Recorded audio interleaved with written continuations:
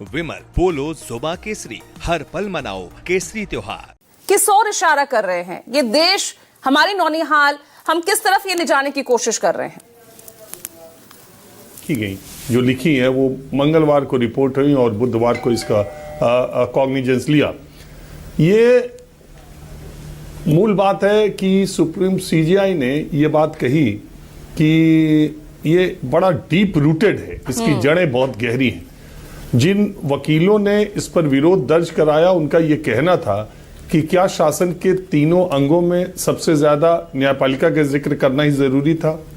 ये selective portrayal है और ये आप एक शासन के तीन अंगों में से एक को आप 8वीं के कक्षा को ये बता रहे हैं कि जुडिशरी के सामने चैलेंजेज है कि उसमें व्याप्त भ्रष्टाचार, केसेस की पेंडिंग और पारदर्शिता का अभाव और ये सारी चीजें करके आप जुडिशरी को पेंट करना चाहते हैं।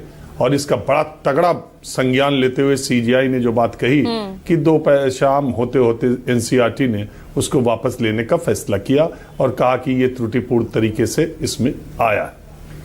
अब सवाल जो आपने पूछा है कि देश में शिक्षा और देश में छात्रों के मसलों को लेकर कितनी गंभीरता है, ये बहुत बार इधर के दिनों में देखने को आ रही। अगर 2026 की बात करूं मैं पूजा, यूजीसी के नए रेगुलेशन 2026 के 13 जनवरी को आए। जो लोग सत्ता में हैं या जो लोग सियासत कर रहे हैं शायद उन्हें इस बात का कतई अंदाजा नहीं है।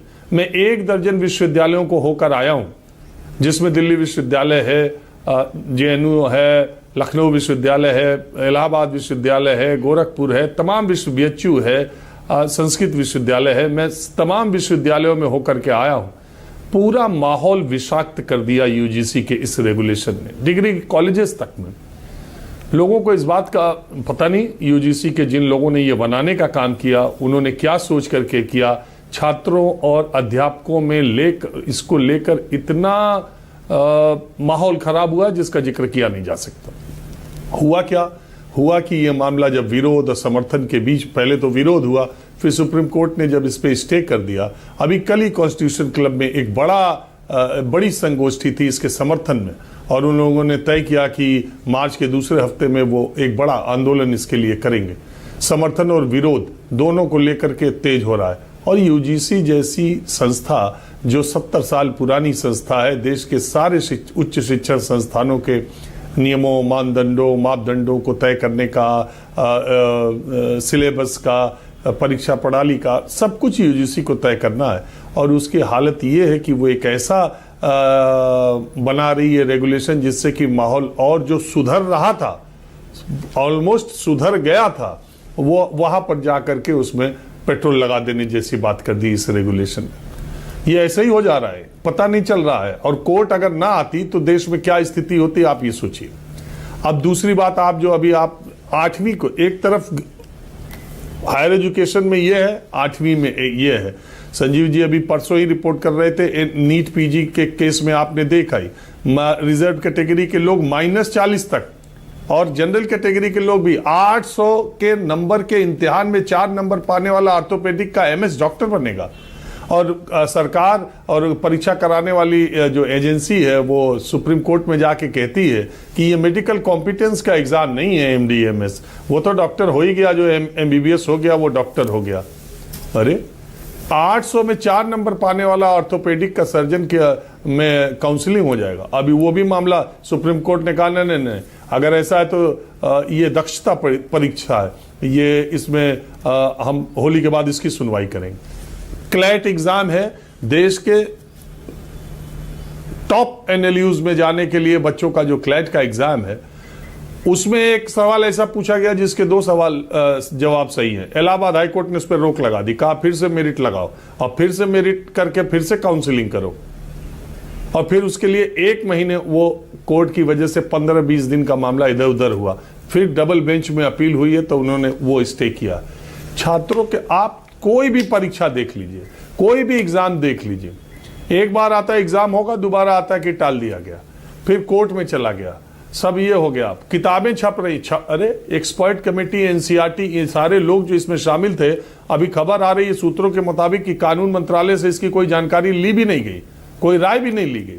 ये सारे लोग जो इसमें इन्वॉल्व हैं, जिन्होंने छपवाया है, जो एक्सपर्ट कमेटी में, उनके खिलाफ एक्शन होना चाहिए, तुरंत का तुरंत एक्शन होना चाहिए। आप देश की जुडिशरी को 8वीं पढ़ने वाले बच्चे के दिमाग में ये पेंट करना चाहते हैं कि उसमें कोई ट्रांसपेरेंसी नहीं है, उसमें कोई उसमें भ्रष्टाचार है, उसमें लंबित केसेस है, जजों की कमी है।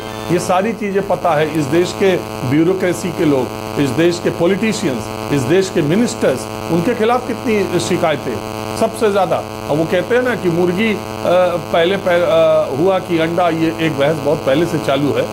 उसी तरह से ये बहस भी बहुत पहले से चालू है कि घूसखोरी इस देश में, भ्रष्टाचार ब्यूरोक्रेसी ने शुरू किया पहले कि नेताओं ने।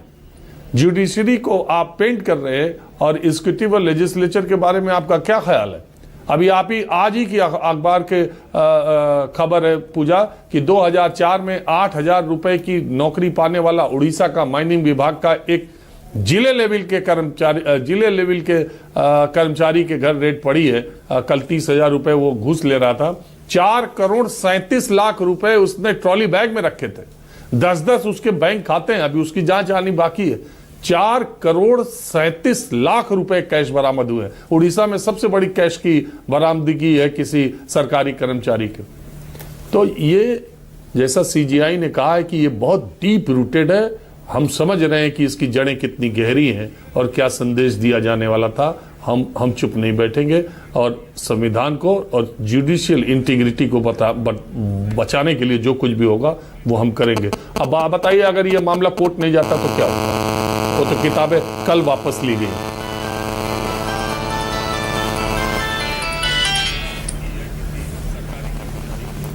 राजीव आपकी बात सुन पा रहे हैं, कंटिन्यू कीजिए।